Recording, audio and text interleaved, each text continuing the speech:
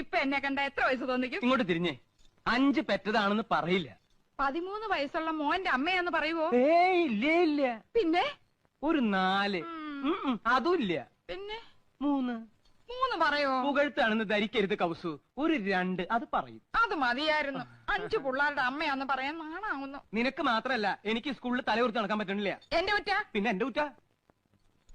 യമുന എന്ത് ധരിക്കും? ചെലപ്പോ ചുരിദാറായിരിക്കും.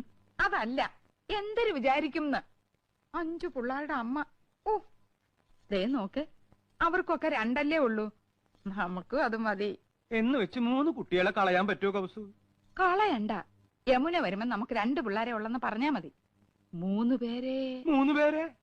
പേരെ മുറിയിലിട്ട് പൂട്ടാം. കൗസു മിണ്ടാതിരുന്നാ മതി. കല്യാണി, ശശികുട്ട, ശങ്കര.